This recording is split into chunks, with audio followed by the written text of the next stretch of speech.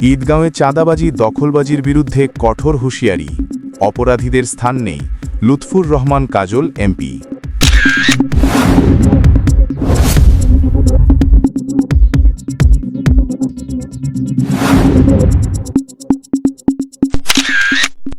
কক্সবাজারের ঈদগাঁওয়ে চাঁদাবাজি দখলবাজি ও অবৈধভাবে মাটি কাটার মতো অপরাধের বিরুদ্ধে কঠোর অবস্থানের কথা জানিয়েছেন কক্সবাজার ৩ আসনের সংসদ সদস্য লুৎফুর রহমান কাজল।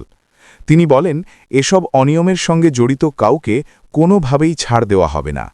রবিবার ৮ মার্চ বিকেলে ঈদগাঁও উপজেলা বিএনপির উদ্যোগে আয়োজিত গণ ইফতার মাহফিলে প্রধান অতিথির বক্তব্যে তিনি কথা বলেন। ঈদগাঁও হাইস্কুল মাঠে অনুষ্ঠিত এ আয়োজনে বিপুল সংখ্যক রোজাদার ও দলীয় নেতাকর্মীরা উপস্থিত ছিলেন। লুৎফুর রহমান কাজল বলেন, কোথাও চাঁদাবাজি দখলবাজি কিংবা অবৈধভাবে মাটি কাটার ঘটনা ঘটলে স্থানীয় জনগণ যেন সরাসরি আইন শৃঙ্খলা বাহিনীর সহায়তা নেন। পাশাপাশি চিহ্নিত ইয়াবা ব্যবসায়ী, অপহরণকারী ও মানব পাচার চক্রের গডফাদারদের বিরুদ্ধে সামাজিক প্রতিরোধ গড়ে তোলার আহ্বান জানান তিনি আরও বলেন, ঈদগাঁওকে অপরাধমুক্ত রাখতে সবাইকে ঐক্যবদ্ধভাবে কাজ করতে হবে। অনুষ্ঠানে সভাপতিত্ব করেন উপজেলা বিএনপির সভাপতি আবুল কালাম চেয়ারম্যান।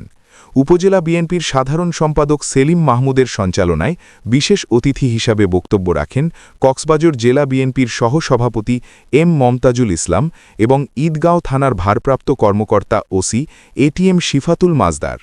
এছাড়া আরও বক্তব্য দেন উপজেলা বিএনপির সাংগঠনিক সম্পাদক আব্দু শুক্কুর, উপজেলা যুবদলের আহ্বায়ক কামাল হোসেন, সদস্য সচিব বেলাল উদ্দিন, সাবেক উপজেলা ছাত্রদলের আহ্বায়ক নুরুল হুদা নকশা, ছাত্রদল নেতা সোহেল রানা ও হাবিব আজাদ সহ অন্যান্য নেতৃবৃন্দ। গণ ইফতার মাহফিলে উপজেলা বিএনপি ও অঙ্গ সহযোগী সংগঠনের বিপুল সংখ্যক নেতাকর্মী ছাড়াও প্রায় ২,০০০-এর বেশি